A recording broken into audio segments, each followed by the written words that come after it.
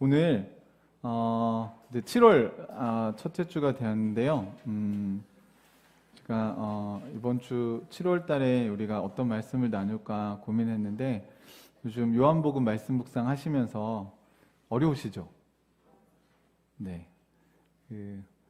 요한복음의 유대인들과 예수님과 대화하는 모습 속에서 이렇게 서로 소통이 안 되는 그런 걸 요즘 여러분이 많이 발견하시고 묵상하고 계실 텐데 오늘 하나님께서 우리에게 주신 말씀들을 우리가 좀 이렇게 뭐라고 할까요? 곱씹을 수 있는 그런 시간이 됐으면 좋겠고, 그래서 7월에는 요한복음의 이제 앞부분에는 저희가 요한의 입장에서 그러니까 예수님이 누구신가를 정리해서 써놓은 거라면, 이제는 예수님이 자기 자신을 누구라고 얘기했는지가 또 요한복음에 있습니다. 그래서 앞부분에는 요한이 그 말씀, 이분이 태초부터 있던 말씀이구나, 그리고 이분이 빛이구나, 이분이 왕이시구나, 이분이 바로 그 말씀이 육신이 된 하나님 나라구나, 이렇게 얘기했다면, 이제 요한복음에 또 어떤 이야기가 있냐면요, 나는 뭐뭐이다, 이렇게. 그러니까 이제 헬라어로는 에고 에이미 이렇게 얘기하는데, 이 표현이 사실은 하나님이 자기 자신을 이야기할 때 썼던 표현이에요. 대표적인 게 그 출애굽기에 보면 모세가 하나님을 만나는 장면 있잖아요. 나는 하나님, 당신 누굽니까? 도대체 어떤 신입니까? 이렇게 물었을 때 나는 스스로 있는 자다. I am who I am 이렇게 얘기하잖아요. 그때 에고 에이미, 그러니까 나는 누구다 이렇게 표현하는 게 있는데, 요한복음에 한 6번, 7번 정도 예수님이 나는 누구이다 이런 표현을 씁니다. 그 중에 하나를 우리가 오늘 볼 거고요. 이번 달에 그 중에 한 4개 정도를 저희가 같이 본문을 살펴보려고 합니다. 이게 왜 중요하냐면, 여러분,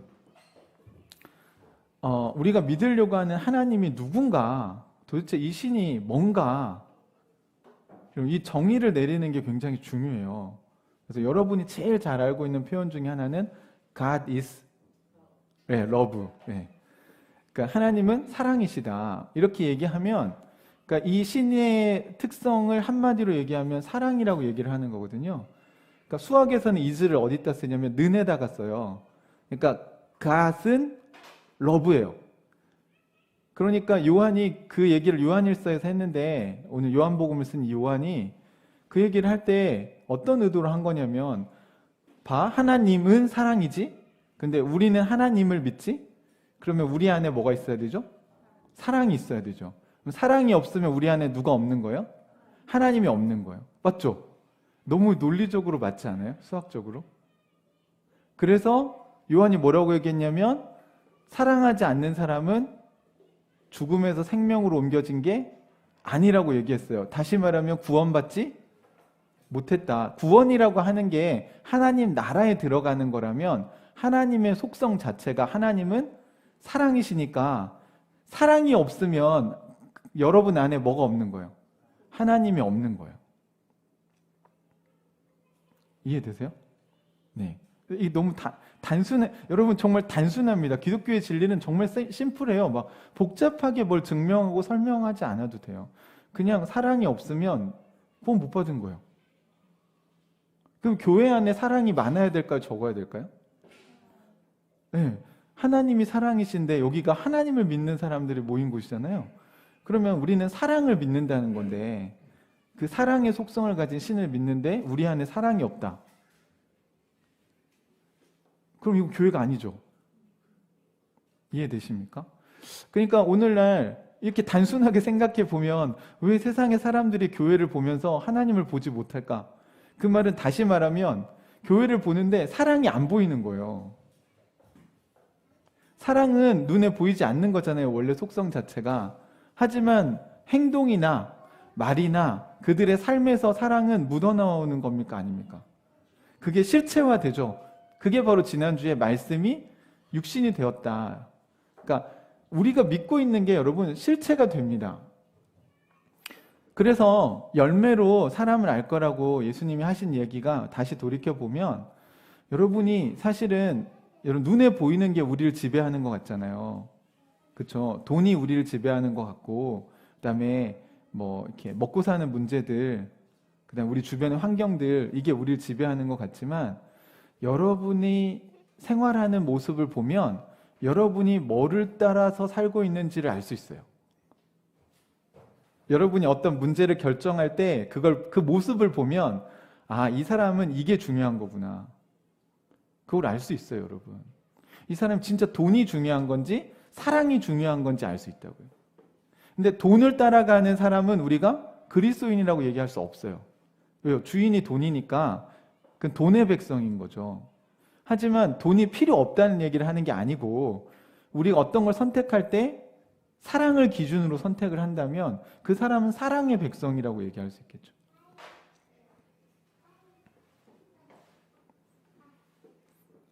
이렇게 하나님이 나는 누구다 이렇게 얘기한 게 굉장히 중요합니다. 그렇죠?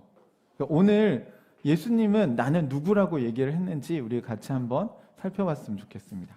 오늘은 요한복음 6장 34절부터 40절에 있는 성경을 같이 보도록 하겠습니다.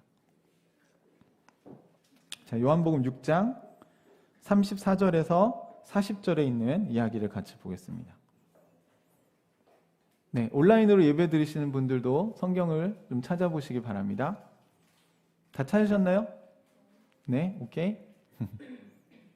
네, 요한복음 6장 34절에서 40절. 제가 한 절 읽고 여러분이 한 절 읽고 같이 교독하겠습니다.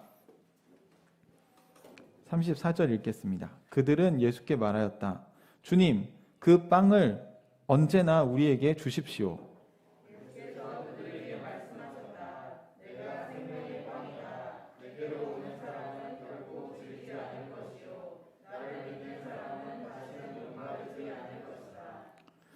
그러나 내가 이미 말한 대로 너희는 나를 보고도 믿지 않는다.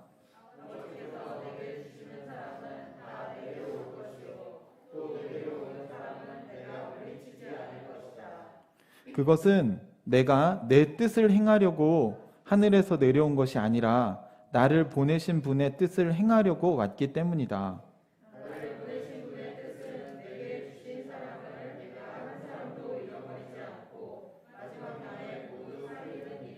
같이 읽겠습니다.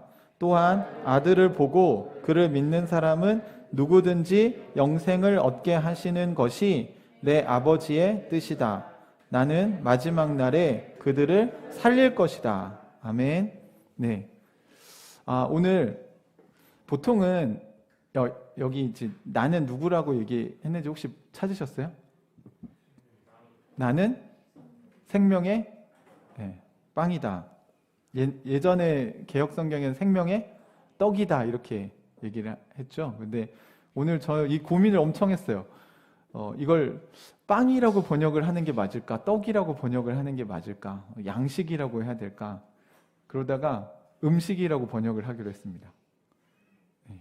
생명의 음식. 여기에 사용된 헬라어 아르토스라는 단어가 우리가 잘 아는, 여러분이 아는 그 성경 구절에는 어디에 나오냐면요, 주기도문에 나와요. 일용할 양식. 거기는 떡이라고 번역 안 했잖아요. 일용할 떡을 주시옵고 이렇게 안 했잖아요. 그죠? 그러니까 daily food, 그러니까 일용할 매일매일 먹는 음식이라고 얘기를 했어요. 그러면 여러분 이제 성경을 아이들하고 이렇게 공부를 하시거나 저도 여러분하고 이렇게 할 때 이제 오늘 말씀을 내가 준비하고 연구하면서 외식하는 설교 말고 집밥 같은 설교를 해야겠다. 그래서 이게 지금 대형 교회도 아닌데 우리 이렇게 모여가지고 사실 제가 앞에서 강단에서 설교하는 것도 사실 집밥 같진 않아요. 저는 이렇게 동그랗게 앉아가지고 저도 앉아서 이렇게 설교를 했으면 좋겠어요. 그 예수님도 이렇게 질문하고 답하는 게 되게 많잖아요. 그렇죠? 그러니까 여러분도 아이들에게 뭘로 표현할 수 있을까? 생명의 양식. 그러니까 사실 밥이라고 표현을 하고 싶은데 제가 두 가지가 걸렸어요. 하나는 우리나라에서 밥이 별로 어감이 안 좋아요.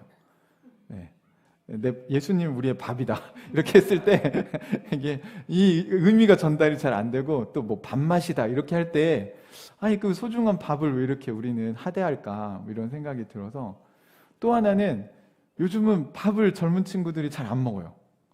오늘도 은유랑 이제 집에 이렇게 오면서 제가 이제 이 본문을 먼저 같이 성경 공부를 한다고 생각하고 음식을 왜 먹지? 그랬더니 건강하려고 먹죠. 그러면 근데 음식 먹는 게 어떻게 즐겁니? 이렇게 물어봤어야 되는데 밥 먹는 게 즐겁니? 이렇게 물어봤어요. 그게 뭐라고 했을까요? 아니요. 아니요. 밥보다 맛있는 게 너무 많아요. 네. 그래서 생명을 살리는 음식이 뭘까? 이렇게 생각을 해보니까, 그러니까 여기는 The Food of Life, 그러니까 생명을 주는 음식이 있는데요. 그럼 반대가 있을 거 아니에요, 그죠? 생명을 주는 음식이 아니라 죽음을 주는 음식이 있겠네요, 그죠? 근데 마음이 아프게도 우리가 먹는 음식 속에는 우리를 아프게 하는 많은 성분들이 들어가 있는 게 이미 알려져 있습니다. 여러분이 먹거리에 대해서 조금만 관심을 갖고 책을 한두 권만 여러분 찾아보셔도 우리가 요즘 먹고 있는 음식에 들어가는 그런 성분들이 우리의 몸을 어떻게 해롭게 할 수 있는지, 그리고 이미 오랫동안 사용된 그 성분들에 의해서 이제 임상이 끝났죠, 그죠? 그래서 사람들의 몸에서 이전에 없던 그 화학 조미료나 그 화학 물질을 사용해서 만든 음식을 먹기 전에는 없던 질병들이 지금 우리 시대에 많아요. 그러면 우리가 먹을 때 아무 음식이나 먹으면 될까요? 안 될까요? 안 되죠. 그래서 제가 은유에게 이렇게 물어봤어요. 자, 건강하고 맛없는 음식이 있고 맛있고 몸에 안 좋은 음식이 있어. 어떤 걸 먹을 거니? 네, 이론적으로는 건강하고 맛없는 걸 먹어야죠. 이렇게 답을 하더라고요. 여러분 어떠세요? 이런 질문을 던지면 그냥 맛있는 거 먹고 빨리 죽을래요. 이런 사람들이 있어요. 그러니까 이게 죄라고 얘기하는 거예요, 성경은. 그러니까 죽을 줄 알아요, 이거 먹으면. 근데 입에 맛있는 게 더 중요하다는 거죠. 그럼 주인이 뭐예요? 건강이 메인 목표입니까? 건강이 주인이 아니라 뭐가 주인이에요? 내 입에 쾌감을 주는 거, 맛있는 게 목표인 거예요. 사실은 그게 주인인 거예요. 그러니까 어떤 음식을 선택하는가 보면 그 사람이 추구하는 삶의 방향을 알 수 있어요. 나는 짧고 굵게 살겠어. 그리고 그냥 맛있는 거 먹고 빨리 죽는다. 네. 그러면 저는 이제 이런 질문을 던지고 싶어요. 자살이 죄라면 이건 자살이 아닌가? 네. 좀 서서히 죽는 것 뿐이지. 자기 몸에 계속 안 좋은 걸 알면서 넣는 거잖아요. 모르고 넣는 게 아니고. 독약을 꼴까닥 맞고 죽으나 서서히 독약을 자기 몸에 집어넣어서 죽으나 이거 똑같은 거 아니에요? 그럼 둘 다 지옥 가야 되겠네? 그러니까 여러분 이렇게 단순하게 근데 뭐 우리 자살 문제를 다룰 시간은 아니니까 오늘 얘기하고 싶은 건 우리가 먹는 음식 하나에도 살리는 음식이 있고 죽이는 음식이 있다는 겁니다. 근데 우리는 이게 뭔지 알아도 그런 선택을 하지 않아요. 건강이 상해봐야 그때서야 막 생협의 음식을 찾고 또 어떻게 하면 농약을 뭐 치지 않은 음식을 찾고 그런 재료들을 추구하며 살아갑니다. 건강한 사람들은요 별로 몸에 그걸 못 느끼기 때문에 그걸 그렇게 민감하게 반응하지 않는 것 같아요. 그러나 그게 더 위험한 거 아시죠? 이렇게 체내에 쌓이다 어느 임계점에 도달하면 갑자기 큰일이 일어날 수 있습니다. 그래서 건강한 사람들이 보면 더 위험한 경우들이 있어요. 우리는 아예 이 음식에다가 정크푸드를 하는 수식어를 붙이기도 합니다. 정크가 뭐예요? 쓰레기죠. 쓰레기 음식을 먹어요. 그러니까 제가 오면서 은유에게 또 물었어요. 그리고 정크푸드 알지? 안 돼요. 정크푸드를 먹으면 되겠어? 안 된대요. 하지만 햄버거를 좋아하고 인스턴트 음식들을 좋아하고 가게에서 파는 걸 좋아합니다.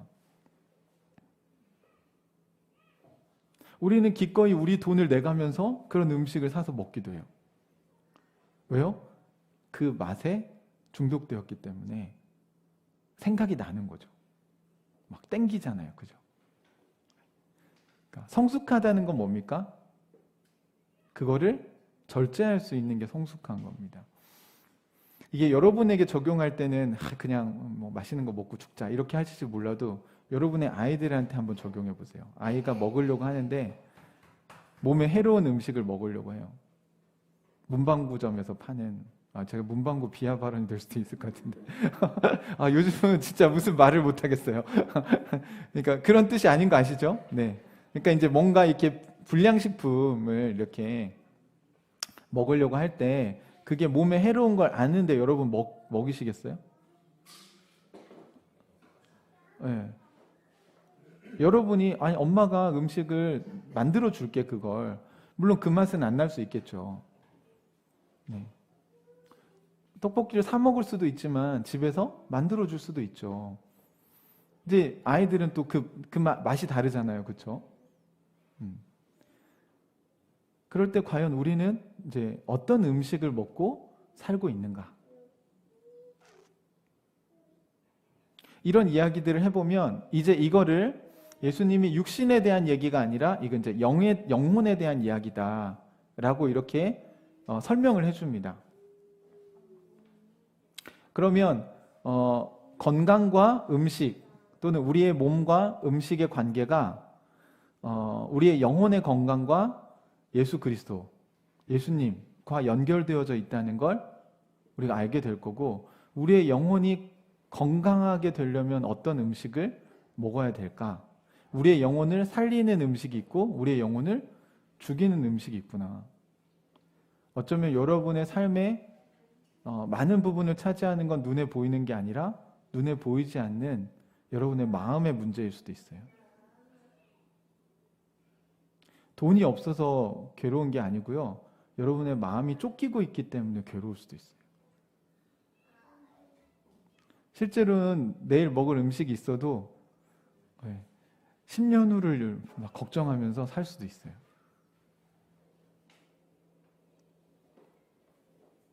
마음이 괴로우면 몸도 아픕니다, 여러분. 보이지 않는 세계가 보이는 것을 지배할 수도 있습니다. 그러면 이 보이지 않는 것을 우리가 어떻게 살릴 거냐는 거예요. 우리의 마음과 영혼은 어떻게 살릴 거냐는 거예요.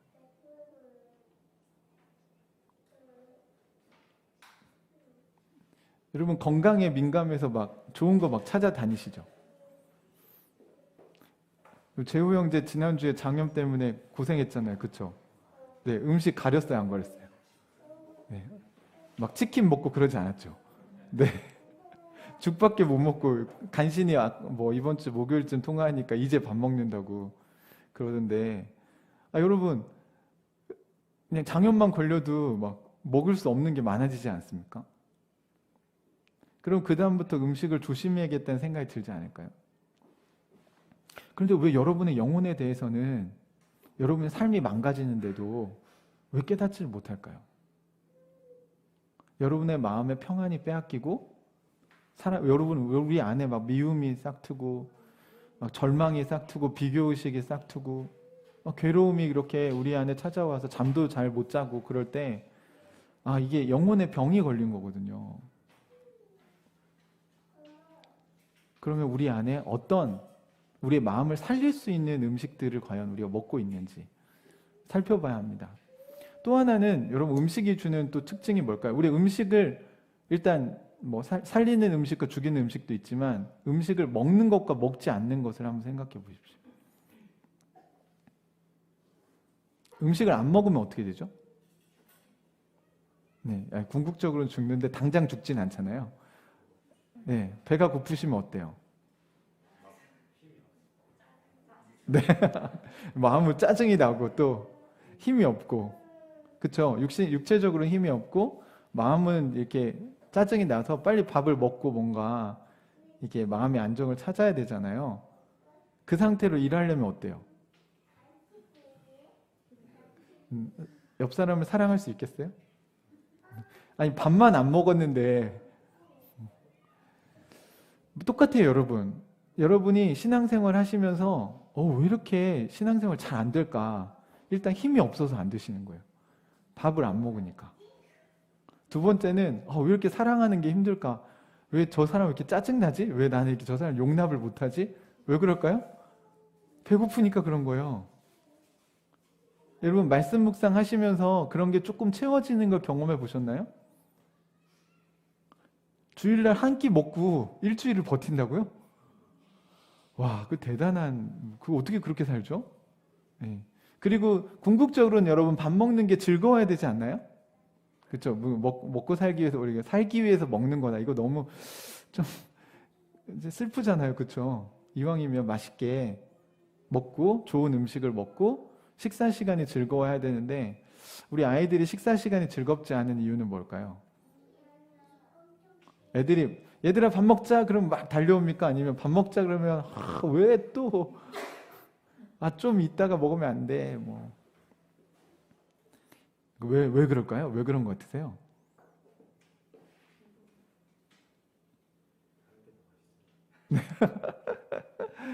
제 은유를 보니까 제가 요리를 잘 안 해줘서 그런 것 같아요.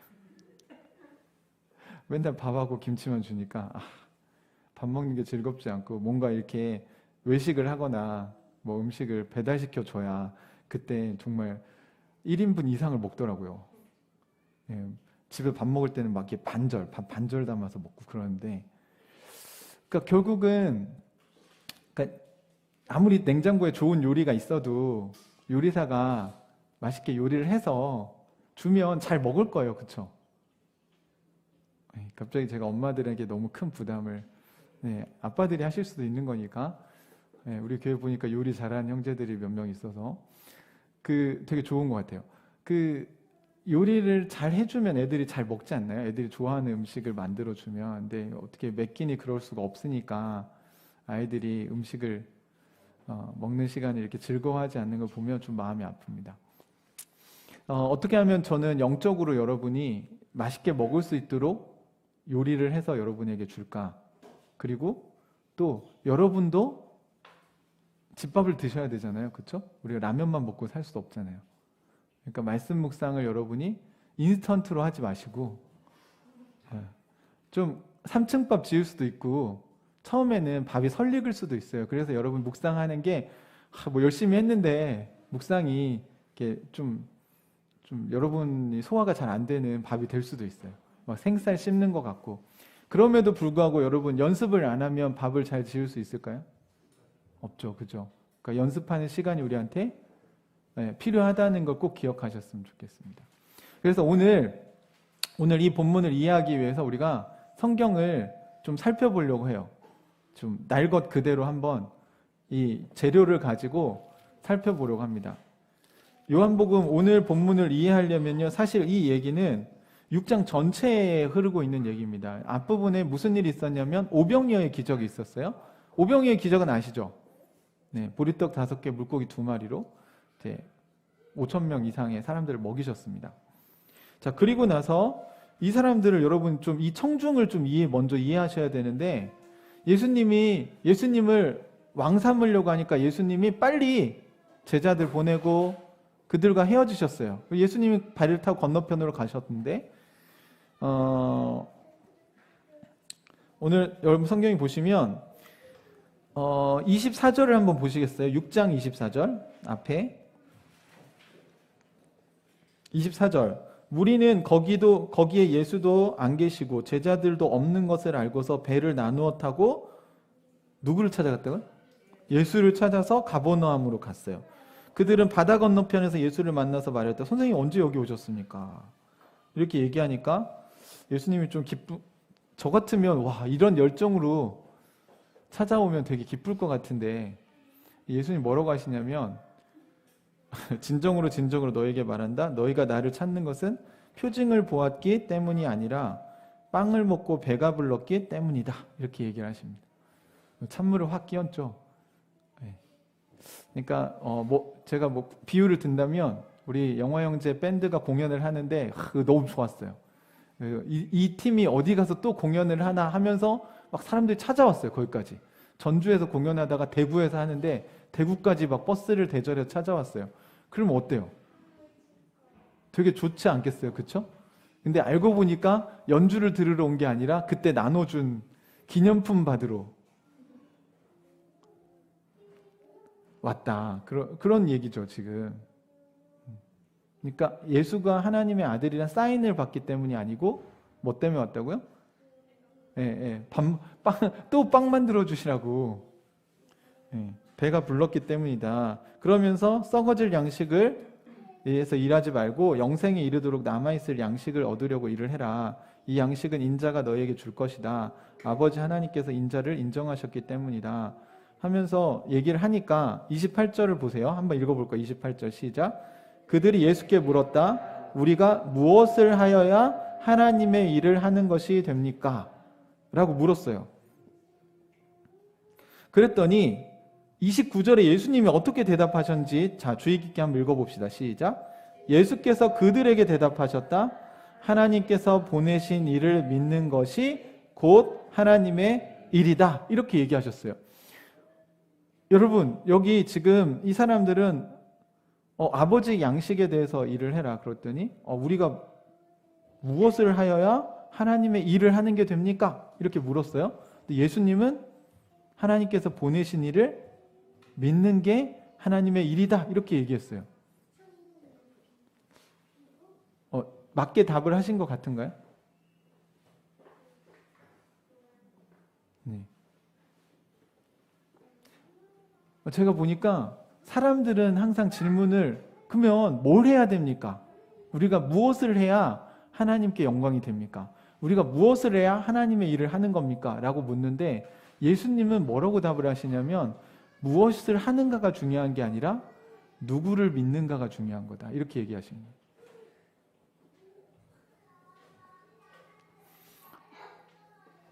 이제 이 열심히 있는 사람들 있잖아요. 이 열심히 있는 사람들과 예수님과 계속 열심히 예수님 가르쳐 주시는데 자꾸 예수님의 말을 자기중심적으로 해석을 자꾸 해요. 그래서 소통이 잘 안 됩니다. 그러니까 아까도 예수님 쫓아온 거 좋았어. 잘 쫓아왔어. 그러면 본질이 뭐예요? 예수님의 말씀을 따라 사는 것을 배워야 되잖아요. 그렇죠? 예를 들면 아까 그 연주팀이 공연장을 옮겼어요. 그러면 거기를 따라왔다는 건 원래는 뭘 하러 와야 되는 거예요? 저 사람들의 공연을 즐기러 와야 되는 거죠. 그런데 본질은 그게 아니라 빵 언제 줍니까? 공연에 관심이 없어. 빵 주면 빵 받고 갈 것 같아. 그러니까 중요한 건 뭐예요? 무엇을 하는가가 아니라 누구를 믿는가의 문제다라고 예수님이 얘기를 하고 계신 겁니다. 여러분 오늘날도 성도님들이 이런 고민들을 많이 그래서 목사님 제가 뭘 해야 됩니까? 그러니까 뭘 해야 되는 걸 제가 가르쳐 주길 바라시는 것 같아요. 근데 여러분 제가 여러분에게 뭘 해야 되는 걸 가르쳐 주기보다는 여러분이 예수님이 어떤 분이신가를 아는 게 더 중요한 문제입니다. 무슨 얘기냐면 여러분이 그러니까 부부가 서로 사랑을 하잖아요. 그렇죠? 근데 저한테 와서 제가 뭘 해야 저희 아내가 저를 좋아할까요? 제가 뭘 하면 우리 아내가 기뻐할 수 있겠습니까? 아내가 원하는 건 제가 뭘 해야 될까요? 이렇게 물어봤을 때 예수님은 본질을 물어보신 거예요. 아내 사랑하니? 아내에게 관심이 있니? 그러니까 설거지를 하는 게 중요한 게 아니고 아내에게 관심이 있고 사랑하는지가 더 중요한 문제라는 거예요.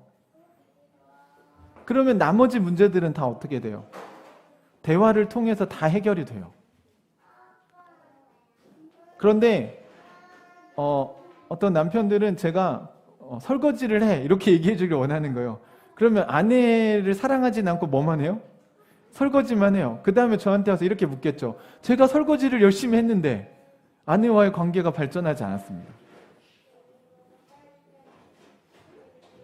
여러분 신앙생활의 본질은요. 여러분이 뭘 하는 게 먼저가 아니고 예수님을 좋아해야 됩니다. 예수님을 믿을 수 있어야 돼요. 예수님이 신뢰할 만한 대상이어야 돼요. 여러분이 아이가 아플 때 찾아가는 소아과 병원의 의사만큼도 신뢰가 안 되면 예수님이 여러분의 문제를 어떻게 해결해 주십니까? 소아과 의사의 처방은 우리가 의심하지 않고 믿고 따르는데 예수님의 말씀은 아, 이거 할 수 있는 건가? 이거 이렇게 살 수 있나? 용서해라. 아, 용서 못 하겠는데요. 이런 것과 똑같은 거요. 약을 처방전을 주고 이 약을 식후 3번 드세요. 아, 못 먹겠는데요. 저 식후 3번 못 먹어요. 이렇게 얘기를 하는 것 같은 거예요. 사랑하는 형제자매 여러분, 하나님이 보내신 예수님을 믿는 것이 하나님의 일이라고 얘기합니다. 여러분, 우리 개념과 너무 다르지 않습니까? 우리는 뭐 봉사를 하고 뭘 열심히 해야 그게 하나님의 일이라고 생각하잖아요. 무엇을 하는가? 그런데 예수님을 믿는 것이 가장 중요하다. 되게 추상적인 얘기를 했지만 이게 본질적인 이야기입니다. 다시 말해서 여러분이 아내나 남편에게 관심을 갖고 사랑하면 그 사람을 어떻게 기쁘게 할 수 있는지는 그때그때 달라요. 그걸 어떻게 이렇게 하나로 딱 규정할 수 있겠습니까? 네, 어떨 때는 설거지를 해주는 게 아내를 기쁘게 하는 일이 될 수 있고요. 어떨 때는 청소를 해주는 게 기뻐하는 일이 되지만 어떨 때는 그냥 보고 싶었어 라고 말 한마디 해주는 게 기쁘게 하는 게 될 수도 있어요. 제가 요즘 만나는 부부들 보면서 그래서 남편이 사랑한다는 말 안 해? 들어본 지 오래됐는데요. 그런 말 들어본 지 오래됐대요. 여러분 어떠세요? 아내에게 사랑한다는 말 자주 하세요? 네. 보고 싶다는 말 하세요? 네.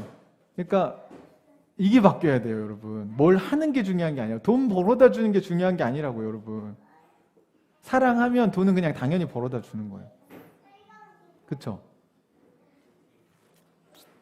아이들도 마찬가지인데 여러분 잘 생각해 보세요. 지금 아이들에게 뭘 해주면 우리 아이가 행복할 거라고 생각하죠. 아이들에게 이것도 사주고 뭐 좋은 교육 시켜주고 뭐 좋은 뭐 체험 시켜주고 이렇게 하면 아이가 행복해질 거라고 생각하세요? 아니면 아이에게 관심을 갖고 아이가 원하는 것을 소통하면서 오늘은 아빠가 너를 위해서 뭘 해줄까? 아이가 아빠 오늘은 나랑 좀 놀아주세요. 그러면 뭘 해줘야 돼요? 비싼 거 안 사줘도 돼요. 놀아주고 같이 있어주는 게 아이를 행복하게 하는 거예요. 그 왜 자꾸 돈으로 해결합니까? 그걸. 또 아이가 오늘은 절 좀 내버려 두세요. 그럼 내버려 두는 게 아이를 행복하게 하는 거예요. 그때는 자꾸 귀찮게 하면 안 돼요. 아이를. 아니 아빠가 놀아준다고. 그게 아빠의 사랑이 아니잖아요. 그렇죠? 그렇지 않나요?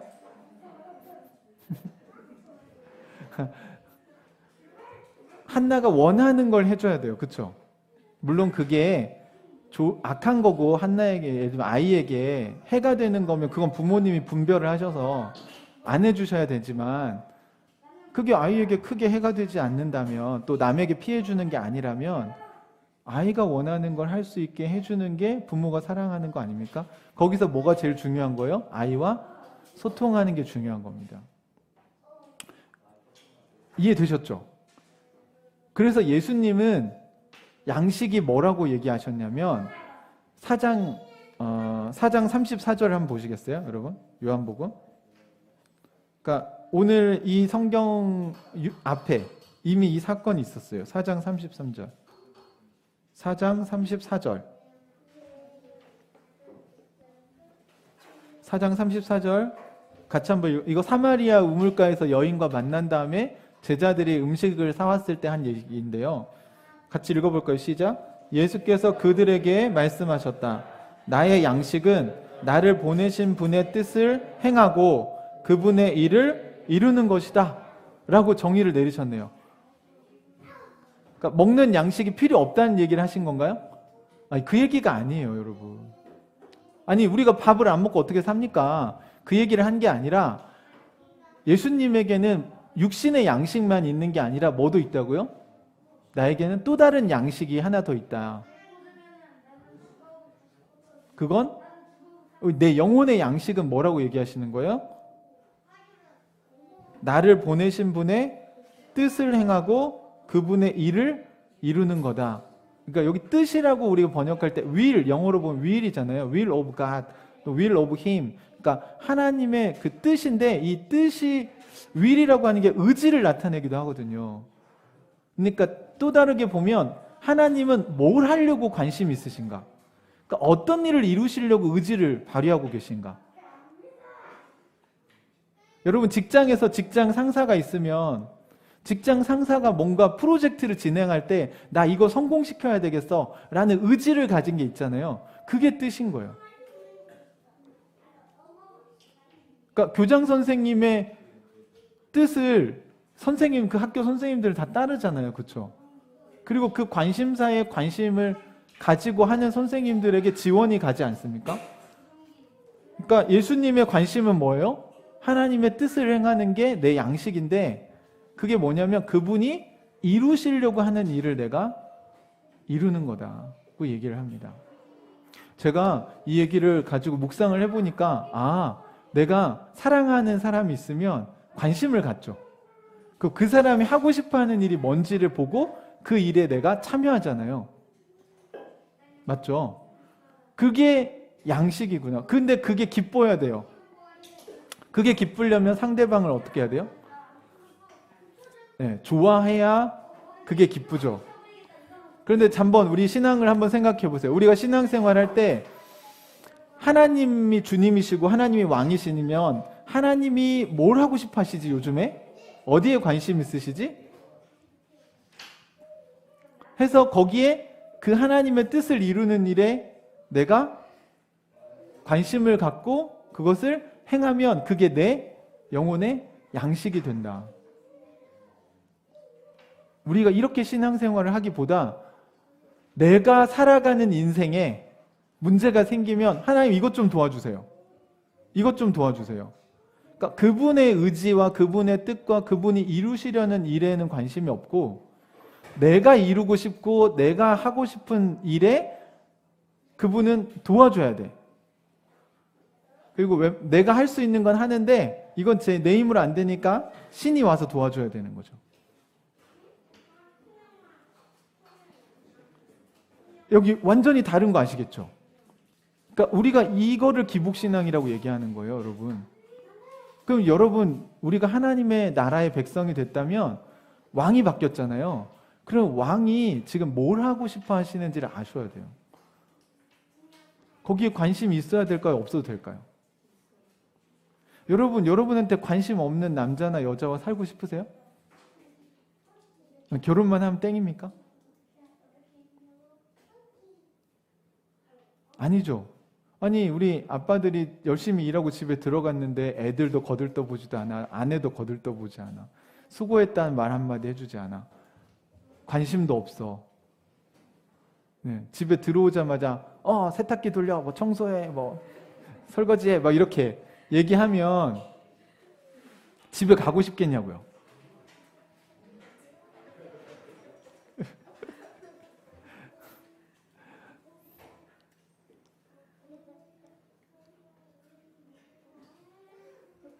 사랑하는 형제자매 여러분, 그러니까 우리가 사랑하는 사람들에게 관심을 가지고 소통을 해야 상대방이 이루려고 하는 일이 뭔지를 알 수 있습니다. 아이는 그림을 그리고 싶은데 자꾸 피아노를 치라고 하면 얼마나 힘들겠어요. 또 은유는 피아노를 치고 싶은데 제가 너 영어 공부해, 영어 막 이렇게 계속 하면 얼마나 힘들겠어요.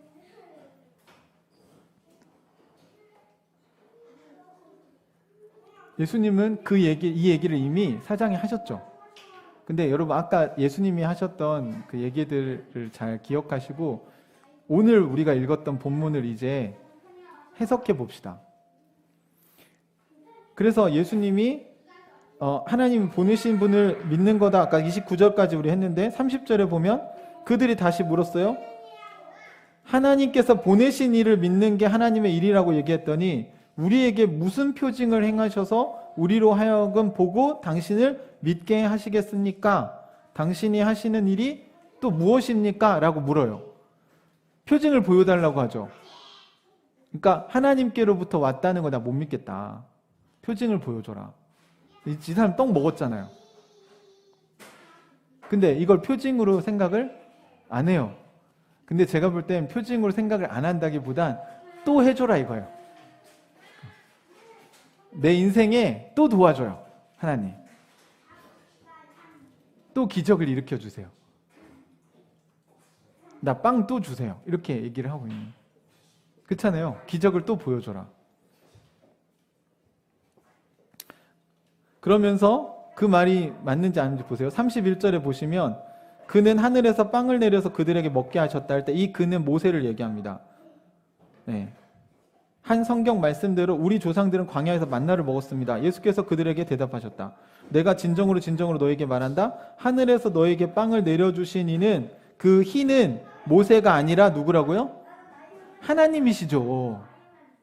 만나를 먹게 한 게 모세인가요? 아니죠. 하나님이시잖아요. 근데 사람들은 모세는 만나를 먹게 했으니까 당신도 아까 기적 잘하던데 또 해봐 라고 접근하는 거예요. 보세요. 이 사람들은 자기 인생의 신이 필요한 거잖아요. 본인들의 삶을 하나님 나라를 위해 쓰려는 게 아니라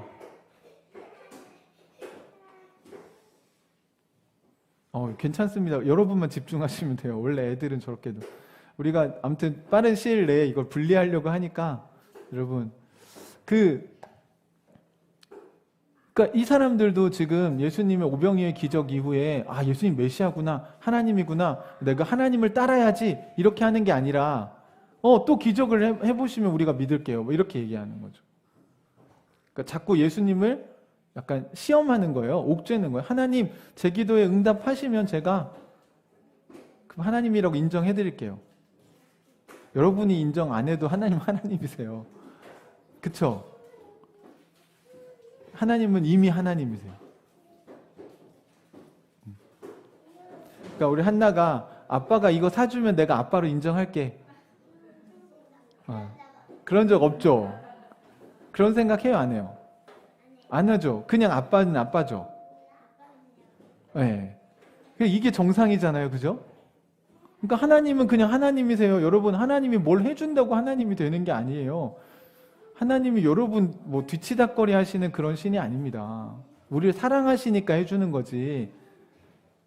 그냥 아빠가 딸을 사랑하니까 해주는 거죠. 그렇죠? 그래서 필요를 보고 채워주는 거잖아요. 그냥.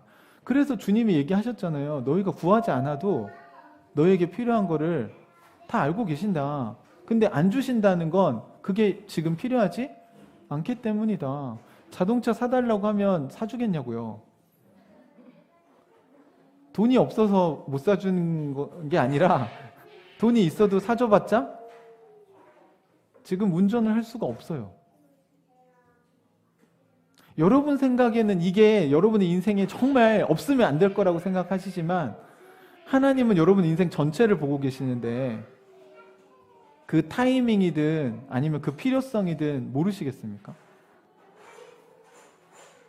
우리도 사놓고 안 입는 옷 많잖아요. 꼭 입을 것처럼 샀지만 그냥 그렇게 되고 정말 먹으려고 다 막 냉장고에 막 채워놨는데 막 썩어 나가고. 우리가 아는 게 고작 그래요, 여러분. 우리는 미래도 예측할 수 없고요. 우리는 정말 제한적인 존재입니다. 그걸 인정하는 게 겸손이에요. 그게 어려운가요? 네, 저는 그거 당연하다고 생각해요. 인간의 한계가 다 있다는 거 우리 인정하지 않습니까? 그러면 우리가 하나님의 그 말씀을 따라 사는 게 우리한테 당연한 게 되는 거죠. 이 양식이 없이는 얼마나 불안정합니까? 미래를 내가 책임져야 된다. 얼마나 걱정돼요, 여러분. 우리 아이를 어떻게 책임질 수 있겠어요, 여러분? 얘가 어떻게 될까 막 노심초사 여러분이 오냐 막 이렇게 해서 키우면 과연 이 아이가 잘 자랄 수 있을까요? 어떻게 보장하죠? 마마보이나 파파보이가 안 될 걸 어떻게 보장하죠? 우리가 불완전한데 어떻게 완전하게 양육을 할 수 있겠습니까? 우리에게는 양식이 필요한 거예요. 그러면서 예수님이 너희에게 그 빵을 만나를 주신 건 하나님이 주신 거죠. 그러면서 주님 그 얘기를 하니까 이 사마리아 여인의 대화와 또 되게 비슷한 게 영원히 목마르지 않은 물을 주겠다. 그러니까 이 여인이 뭐라고 하냐면 그 물을 주세요. 이렇게 얘기하잖아요. 오늘도 그러면 34절에 그들은 예수께 말하였다. 주님 그 빵을 우리에게 주십시오. 그러니까 달라고 했잖아요. 그래서 예수님이 얘기하신 게 이거예요. 내가 생명의 빵이다. 그러면서 내게로 오는 사람은 결코 줄이지 않을 것이요 나를 믿는 사람은 다시는 목마르지 않을 것이다. 이렇게 얘기를 하셨어요. 이게 내게로 오는 자는 줄이지 않고 나를 믿는 자는 목마르지 않다. 이게 지금 병행을 이루고 있는 거예요. 그러니까 내게로 오는 것과 나를 믿는 것이 같은 거고요. 줄이지 않는 것과 목마르지 않는 게 같은데 예수님 믿으면 배 안 고픈가요? 예수님 믿으면 목 안 마르세요? 그 얘기를 하신 건가요, 지금? 아니죠. 그 얘기가 아니에요. 어떤 목마름과 어떤 줄임이 없다는 거죠? 네, 말씀에 대한 기근이 없다는 겁니다. 우리가 인생을 어떻게 살아야 될지 고민이 될 때 우리 인생에 주의 말씀은 우리 인생에 등불이 되신다고 하셨잖아요. 주의 말씀은 내 발의 등이요 내 길에 빛이니이다. 어둠 가운데 다니는 것과 같지 않다. 다시 말하면 말씀에 하나님의 뜻이 뭔지 몰라서 굶주리는 일이 없을 거다. 인생 어떻게 살아야 되는지 알 거다. 양식이 뭐예요? 나를 보내신 분의 뜻을 알고 그 일을 이루려고 살아가는 삶이라는 겁니다. 여러분 이게 삶의 목적이 될 때 우리가 인생을 살 때 피곤하기도 하고 힘들 때도 있어요. 고난도 있습니다. 늘 푸른 초장과 실만한 밀가만 있는 게 아니에요. 사망의 음침한 골짜기도 지나가요. 하지만 선한 목자가 내 옆에 있고 선한 목자가 나에게 얘기하죠. 여기 조금만 지나가면 이제 푸른 초장에 곧 도착할 거야. 사나운 이리 때가 오면 어떡해요? 걱정하지 마. 사나운 이리 때는 내가 막아줄 거야. 이 이야기가 들리면 그 인생의 터널의 길에서 우리가 걱정하지 않고 갈 수 있지만 그 말씀이 들리지 않으면 우리가 굶주린 사람처럼 어떻게 이거 사망의 음침한 골짜기네. 이거 하나님 뜻이 맞을까? 나 이렇게 사는 게 맞나? 이게 하나님 뜻인가? 아닌가?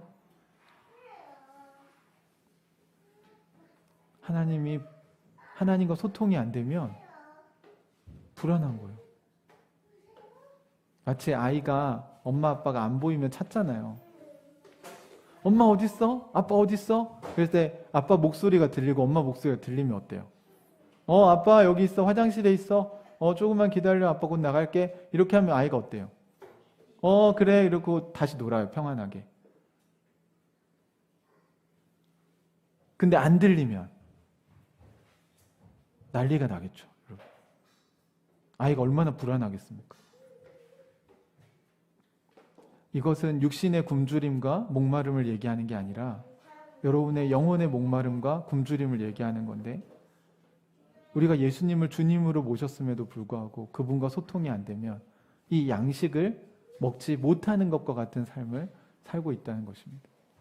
그러니까 하나님의 뜻이 뭔지 몰라요. 그러니까 하나님 뜻대로 살기가 어려워요.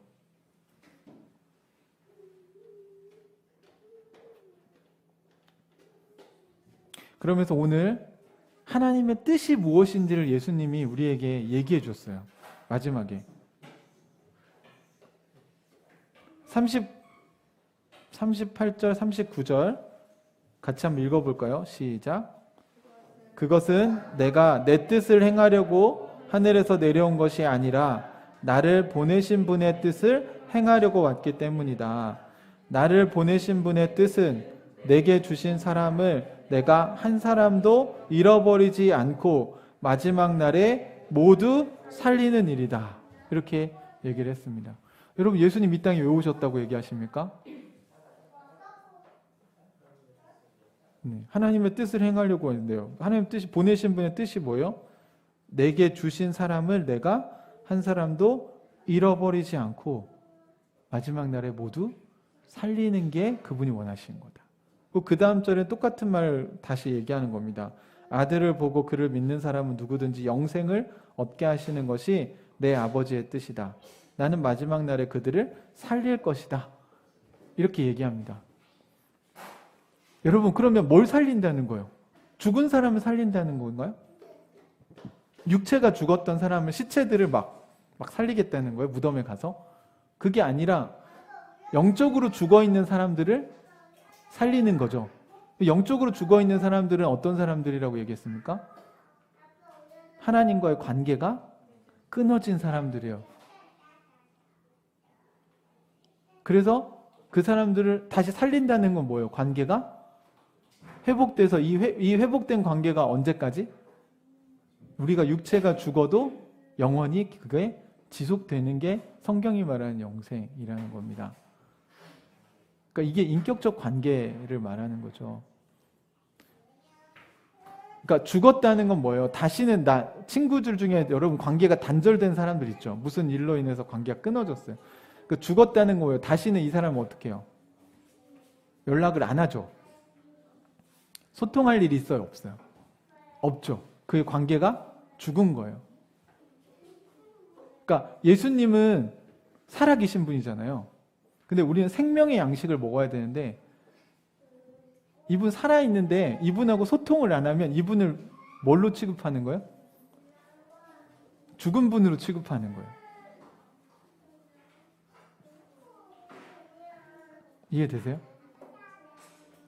그러니까 예수님 사진 걸어놓고 예수님과 말을 하려고 하면 돼요, 안 돼요? 될까요? 소통이 막 되나요? 막 그림에서 예수님 막 말하고 그러나요? 그러니까 죽은 그림이잖아요. 근데 우리가 신앙생활을 이렇게 한다고요. 그러니까 영적으로 배부름이 있을 수 있어요, 없어요? 없죠.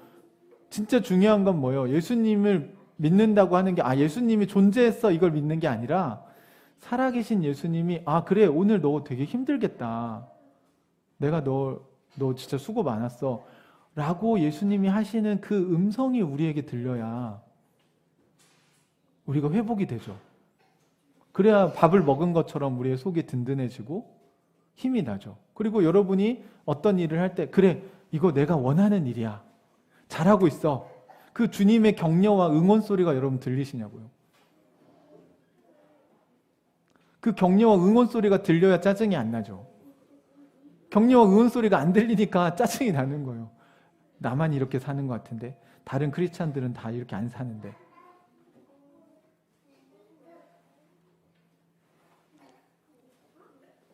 여러분, 예수님은 여기 오셔서 살리시는 게 그분의 일이었습니다. 그럼 우리도 무슨 일을 하면 될까요? 사람을 살리는 일을 해야겠죠. 살리는 일이 뭡니까? 여러분, 여러분의 아이들을 살리기 위해서 뭐 하세요? 밥을 해서 먹이고 있잖아요. 여러분, 어릴 때는요, 응찬이 요리할 수 있어, 없어? 요리할 수 있어? 요리해서 오늘 엄마 아빠 밥 차려줄 수 있어? 그거 못하겠어? 여러분, 아이는요, 요리해서 먹여줘야 되죠? 그죠? 청년이 되면 본인이 조금 하나요? 그죠? 부모가 되면 해줘야 되죠? 맞아요. 영적으로도 똑같아요. 여러분이 영적으로 어린아이시면 요리를 잘하는 분에게 붙어서 자꾸 밥을 얻어먹으셔야 돼요. 그 진리가 무엇인지. 그러니까 처음에 사도행전에 보면 사도들의 가르침을 날마다 받았죠. 그래야 성장하는 거예요. 성장하니까 그 사람들이 뭘 해요? 무명의 그리스도인들이 안디옥 교회를 세우잖아요. 디아스포라 유대인들이 교회를 세우잖아요. 자기가 간 곳에. 이 사람들이 뭘 할 수 있는 거예요? 이제 자립을 하는 정도가 아니라 요리를 해서 남을 먹일 수 있는 수준이 된 거예요. 여러분, 그걸 꿈꾸셔야 됩니다. 하늘가족교회에서 신앙생활을 5년 했는데 영적인 부모가 안 된다. 그러면 안 돼요. 그런 교회 죽은 교회. 여기서 뭐가 일어나야 돼요?